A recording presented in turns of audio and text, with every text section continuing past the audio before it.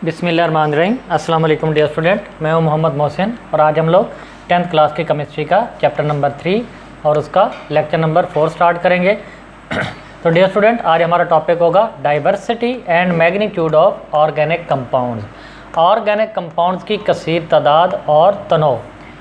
Diversity का मतलब तनोव होता है, मीन्स के आप लोग कह लें कि इनहराफ कर लेना या डिफरेंस फ़र्क को कह सकते हैं। दोनों मीन्स के ऑर्गेनिक कंपाउंड्स की तादाद क्यों ज़्यादा होती है दूसरे किसी कंपाउंड्स की निस्बत। तो ये हम लोग आज डिस्कस करेंगे। तो डियर स्टूडेंट, जो टोटल एलिमेंट्स हैं वो 118 एलिमेंट्स हैं। मीन्स के कार्बन, हाइड्रोजन, नाइट्रोजन, ये पीरियोडिक टेबल में आप लोग पढ़ चुके हैं कि टोटल कितने एलिमेंट्स हैं। 118 एलिमेंट्स अब तक दरियाफ्त हो चुके हैं। इसमें जो ऑर्गेनिक कंपाउंड्स की तादाद है वो 10 मिलियन से ज़्यादा है, more than 10 million. Organic compounds की तादाद मोर देन 10 मिलियन या 10 मिलियन से ज़्यादा है। अब ऑर्गेनिक कंपाउंड्स हम लोग कौन से कंपाउंड्स को बोलते हैं? Compounds of carbon. Organic compounds कौन से होते हैं?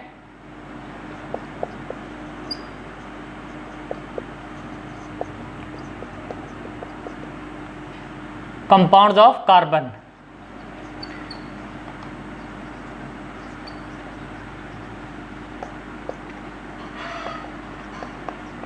कंपाउंड्स कार्बन के कंपाउंड्स।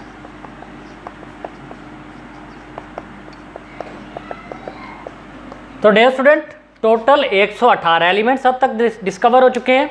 और अगर आप लोग ऑर्गेनिक कंपाउंड्स की बात करो तो 10 मिलियन से ज़्यादा ऑर्गेनिक कंपाउंड्स मौजूद हैं इस दुनिया में। और ऑर्गेनिक कंपाउंड्स होते क्या हैं? कार्बन के कंपाउंड्स। इसका मतलब है कि टोटल 118 एलिमेंट्स में से कार्बन ही एक ऐसा एलिमेंट है जिसके कंपाउंड्स की तादाद बहुत ज़्यादा है। दूसरे एलिमेंट्स के कंपाउंड्स की तादाद इतनी ज़्यादा नहीं है, सिर्फ कार्बन के एलिमेंट्स की तादाद इतनी ज़्यादा है। क्या रीज़न है, क्या वजह है कि कार्बन के कंपाउंड्स की तादाद बहुत ज़्यादा है? तो अगर हम लोग रीज़न्स को डिस्कस करें तो कुछ रीज़न्स हैं।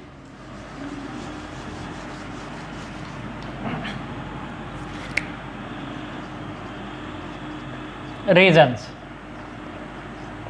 वजूहात, कौन कौन सी रीज़न्स हैं?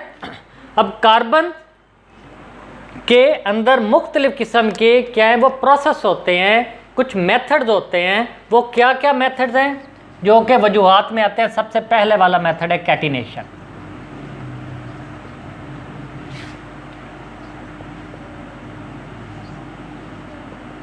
कैटिनेशन।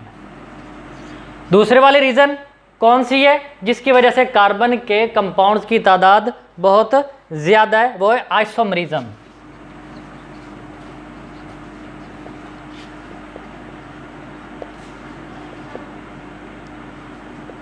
आइसोमरिज्म। तीसरी रीज़न क्या है? वो है strength of covalent bonds of carbon.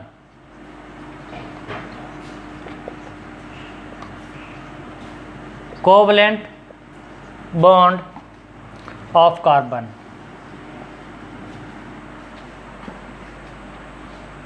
Carbon के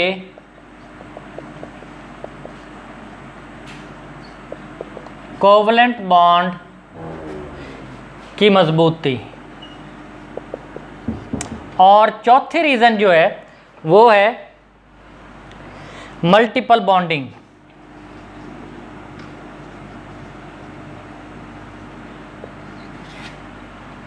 मल्टीपल बॉन्डिंग। तो कार्बन के अंदर ये 3 मेथड्स होते हैं, या कह लें कि ये 3 वजूहात होती हैं, ये 3 प्रोसेस बनाती है कार्बन, जिसकी वजह से कार्बन के बहुत ज़्यादा कंपाउंड्स पाए जाते हैं। तो सबसे पहले कैटिनेशन को डिस्कस करेंगे। कार्बन के अंदर कैटिनेशन का प्रोसेस होता है।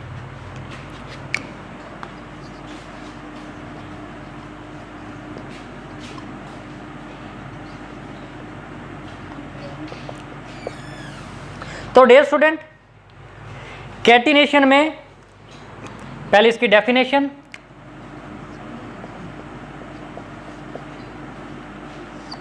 तारीफ, the ability of carbon atoms, the ability of carbon atoms link with other carbon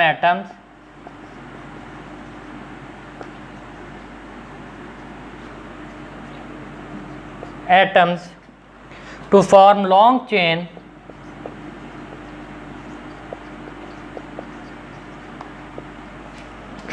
and large rings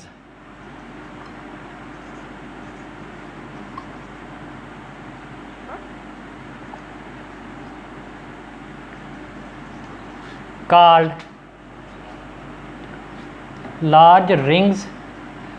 catenation। Urdu में मैं लिख देता हूँ, कार्बन एटम्स की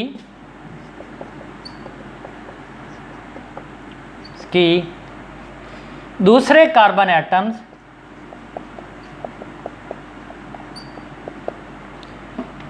के साथ लॉन्ग चेन या रिंग्स बनाने की सलाहियत को कैटिनेशन कहते हैं।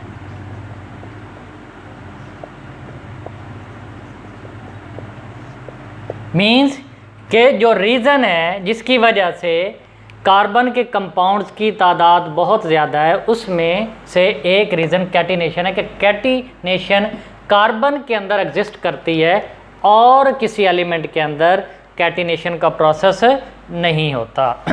तो कैटिनेशन है क्या कि कार्बन कार्बन आपस में मिलके बॉन्ड बनाती है और बहुत सारी कार्बन आपस में मिलके क्या बनाती हैं, बॉन्ड बना के लॉन्ग चेन या रिंग बनाती हैं। तो डियर स्टूडेंट, इसमें जैसे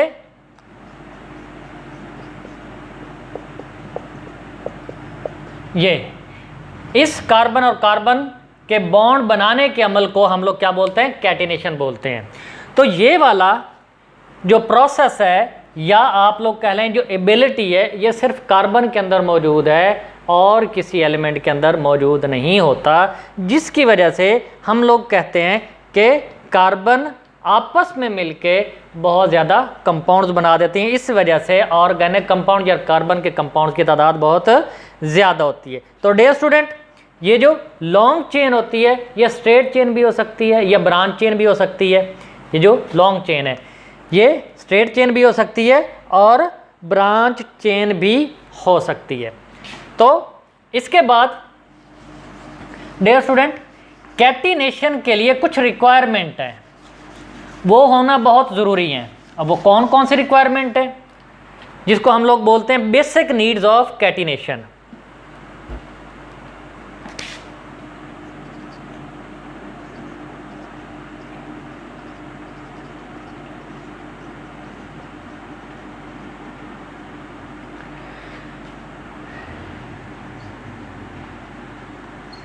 कैटिनेशन की बुनियादी ज़रूरियात अब कौन कौन सी, तो 2 बेसिक कंडीशंस हैं या 2 बेसिक नीड्स हैं जो कि ज़रूरी हैं कैटिनेशन होने के लिए, कैटिनेशन का जो प्रोसेस है वो कंप्लीट करने के लिए। तो सबसे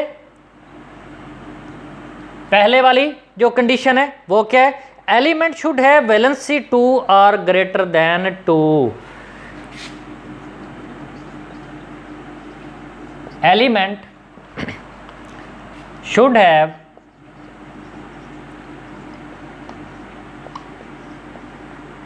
valency 2 or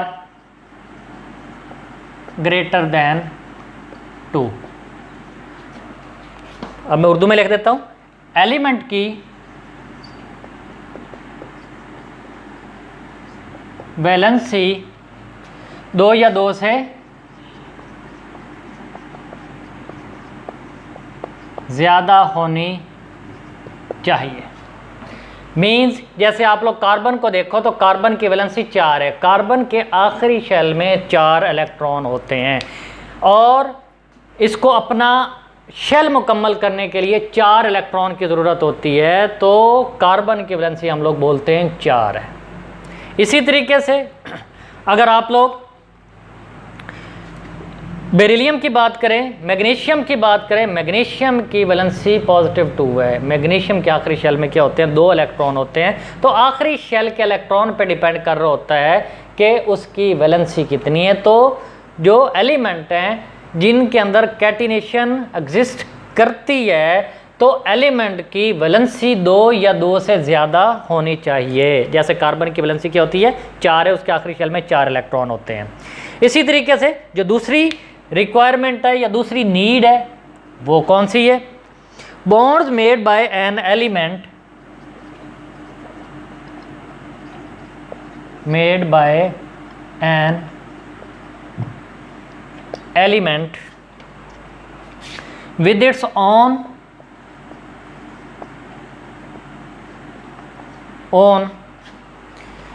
atoms should be stronger than the bonds, should be stronger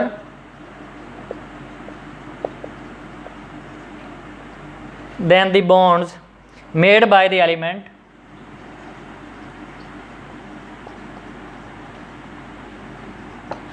made by the element with other atoms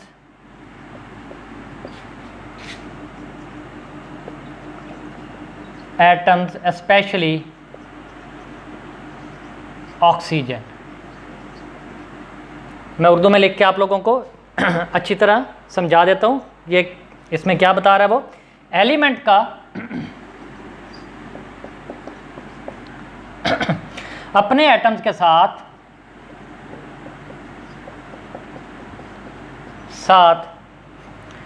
बना हुआ बॉन्ड किसी दूसरे एलिमेंट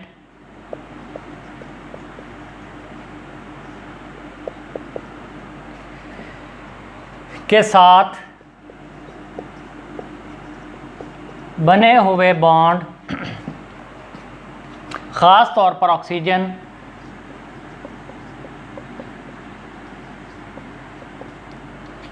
से ज़्यादा मजबूत होना चाहिए।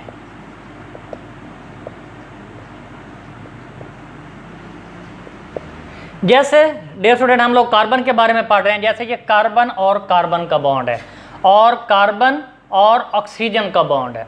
तो डियर स्टूडेंट इसमें वो बताता है कि कैटिनेशन के लिए पहली कंडीशन या पहली रिक्वायरमेंट जो थी या पहली बेसिक नीड जो थी वो ये थी कि एलिमेंट की जो वैलेंसी है वो 2 या 2 से ज़्यादा होनी चाहिए। दूसरी नीड ये है कि एलिमेंट जो अपने वाले दूसरे एलिमेंट मीन्स कि जैसे कार्बन है तो इसका दूसरा एटम भी कार्बन ही होना चाहिए, उसके साथ जो बॉन्ड बना हो या बॉन्ड बना रहा हो वो ज़्यादा मजबूत होना चाहिए। ये नहीं कि कार्बन या कोई भी एलिमेंट किसी दूसरे एलिमेंट के साथ बॉन्ड बनाओ वो स्ट्रांग हो। मीन्स के जब हम लोग कार्बन की बात करते हैं तो कार्बन का बॉन्ड ज़्यादा स्ट्रांग होना चाहिए as compare to carbon oxygen. अगर ये बॉन्ड स्ट्रांग होगा तो फिर कार्बन की कोशिश होगी कि वो कार्बन के साथ ही बॉन्ड बनाए, ना कि कार्बन की कोशिश होगी कि वो ऑक्सीजन के साथ बॉन्ड बनाए। और अगर कार्बन का ऑक्सीजन के साथ बॉन्ड स्ट्रांग होता है, कार्बन और कार्बन का बॉन्ड वीक होता है, तो कार्बन की कोशिश होती कि वो ऑक्सीजन के साथ ही हमेशा बॉन्ड बनाए, कार्बन के साथ ना बनाए। इस वजह से कि कार्बन और कार्बन का बॉन्ड स्ट्रांग होता है, इस वजह से कार्बन की कोशिश होती है, उसकी ये प्रेफरेंस होती है कि वो कार्बन के साथ ही मिलके बॉन्ड बनाए, इसलिए वो कार्बन दूसरे कार्बन एटम के साथ बॉन्ड बनाती जाती है और इस तरह मुख्तलिफ किस्म के कंपाउंड्स बनते जाते हैं जिनकी तादाद बहुत ज़्यादा हो जाती है। अब यहाँ पे वो एग्जांपल देता है,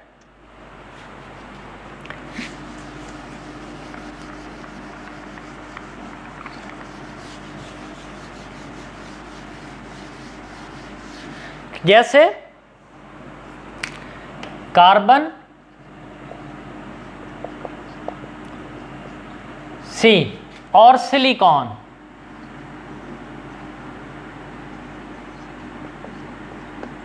SI, दोनों की इलेक्ट्रॉनिक कन्फिग्रेशन बिल्कुल सेम है, लेकिन दोनों के अंदर कैटिनेशन एग्जिस्ट नहीं करती। कार्बन के अंदर कैटिनेशन होती है, सिलिकॉन के अंदर कैटिनेशन नहीं होती। क्यों? इस वजह से कि जो कार्बन के साथ बॉन्ड है वो ज़्यादा स्ट्रॉन्ग है एज कंपेयर टू सिलिकॉन और सिलिकॉन की निस्बत। वो साथ में बताता है कि जो कार्बन और कार्बन का बॉन्ड है इसको तोड़ने के लिए 355 किलो जॉल पर मोल एनर्जी चाहिए। मीन्स कि अगर आप लोगों के पास कार्बन का बना हुआ एक कंपाउंड है जिसकी क्वांटिटी 1 मोल के बराबर है, तो उसमें कार्बन और कार्बन के बॉन्ड को तोड़ने के लिए 355 किलो जॉल एनर्जी रिक्वायर्ड होगी, इसलिए इसको हम लोग बोलते हैं किलो जॉल पर मोल। और सिलिकॉन का अगर बॉन्ड है तो इस बॉन्ड को तोड़ने के लिए 200 किलो जॉल पर मोल एनर्जी रिक्वायर्ड होगी। तो ये एनर्जी बॉन्ड की मजबूती को बताती है, बॉन्ड की स्ट्रेंथ को जाहिर करती है कि जहाँ पे बॉन्ड तोड़ने के लिए ज़्यादा एनर्जी लग रही है तो इसका मतलब है बॉन्ड ज़्यादा स्ट्रॉन्ग है। तो ये बॉन्ड स्ट्रॉन्ग है, इसके लिए 355 किलो जॉल एनर्जी चाहिए, जब किलो जॉल पर मोल एनर्जी रिक्वायर्ड है, जबकि सिलिकॉन का बॉन्ड जो है उसके लिए 200 किलो जॉल पर मोल एनर्जी चाहिए। तो इसका मतलब है कि कैटिनेशन कार्बन और कार्बन के बॉन्ड के दरमियान एग्जिस्ट करेगी, मीन के कार्बन के एलिमेंट के अंदर एग्जिस्ट करेगी, सिलिकॉन एलिमेंट के अंदर एग्जिस्ट नहीं करेगी। इसके अलावा अगर हम लोग कार्बन और ऑक्सीजन का बॉन्ड देखें, कार्बन और ऑक्सीजन का बॉन्ड होगा तो उसके लिए जो एनर्जी चाहिए वो 351 किलो जॉल पर मोल एनर्जी चाहिए। और सिलिकॉन और ऑक्सीजन का होगा तो सिलिकॉन और ऑक्सीजन के लिए 452 किलो जॉल पर मोल एनर्जी चाहिए। अब आप लोग इन एनर्जीज को देख लो कि कार्बन और कार्बन का बॉन्ड उसको तोड़ने के लिए 355 और कार्बन ऑक्सीजन का बॉन्ड है तो उसको तोड़ने के लिए 351 किलो जॉल पर मोल एनर्जी रिक्वायर्ड है। इसका मतलब है कि ये वाला बॉन्ड स्ट्रॉन्ग है, ये वाला बॉन्ड वीक है। तो कार्बन की कोशिश होगी कि वो कार्बन के साथ बॉन्ड बनाए, ना कि कार्बन की कोशिश होगी कि वो ऑक्सीजन के साथ बॉन्ड बनाए। इसी तरीके से अगर हम लोग सिलिकॉन को देखें तो सिलिकॉन और सिलिकॉन का जो बॉन्ड है उसको तोड़ने के लिए 200 किलो जॉल पर मोल एनर्जी चाहिए, और सिलिकॉन और ऑक्सीजन का जो बॉन्ड है उसको तोड़ने के लिए 452 किलो जॉल पर मोल एनर्जी रिक्वायर्ड है। तो इसका मतलब है कि सिलिकॉन और ऑक्सीजन का बॉन्ड ज़्यादा स्ट्रॉन्ग है एज कंपेयर टू सिलिकॉन और सिलिकॉन। तो सिलिकॉन की प्रेफरेंस होती है, सिलिकॉन की कोशिश होती है कि वो ऑक्सीजन के साथ बॉन्ड बनाए, ना कि सिलिकॉन और सिलिकॉन। तो इसका मतलब है कि जब सिलिकॉन ऑक्सीजन के साथ बॉन्ड बनाएगी, सिलिकॉन का एलिमेंट और है, ऑक्सीजन का एलिमेंट और है, तो ये कैटिनेशन नहीं होती। जबकि कार्बन और कार्बन आपस में बॉन्ड बना के लॉन्ग चेन या आप लोग कह लें कि लार्ज रिंग बनाती है, तो इसको हम लोग क्या बोलते हैं, कैटिनेशन। तो सिलिकॉन जब भी ऑक्सीजन के साथ बॉन्ड बनाएगी तो इसको हम लोग बोलते हैं वो सिलिकेट्स की फॉर्म में पाया जाता है। तो हमारे जो एनवायरनमेंट में सिलिकॉन ऑक्सीजन के साथ मिलकर सिलिकेट या सिलिका, जैसे रेत सिलिका को बोलते हैं, रेत को केमिस्ट्री में सिलिका बोलते हैं। तो हमारे सराउंडिंग्स में रेत बहुत ज़्यादा होती है, इस वजह से कि सिलिकॉन ने ऑक्सीजन के साथ मिलकर बॉन्ड बनाया हुआ होता है, इसलिए वो सिलिका की फॉर्म में एग्जिस्ट करता है या सिलिकेट्स की फॉर्म में एग्जिस्ट करता है। तो डियर स्टूडेंट, ये बहुत इंपॉर्टेंट टॉपिक है और जिसमें आप लोगों ने क्या पढ़े, डाइवर्सिटी और magnitude of organic compounds, organic compound की कसीर तादाद और तनोव। तो डियर स्टूडेंट, इसमें आप लोगों ने पहली रीज़न पढ़ी वो क्या थी कि कार्बन के अंदर कैटिनेशन होती है और कैटिनेशन के लिए क्या क्या बेसिक नीड्स हैं उसको स्टडी किया। तो डियर स्टूडेंट, रिमेनिंग 3 जो रीजंस हैं फॉर ये मैग्नीट्यूड ऑफ ऑर्गेनिक कंपाउंड या ऑर्गेनिक कंपाउंड की कसीर तादाद के लिए वो इंशाल्लाह ताला नेक्स्ट लेक्चर में स्टडी करेंगे। तो तब तक अल्लाह हाफिज़।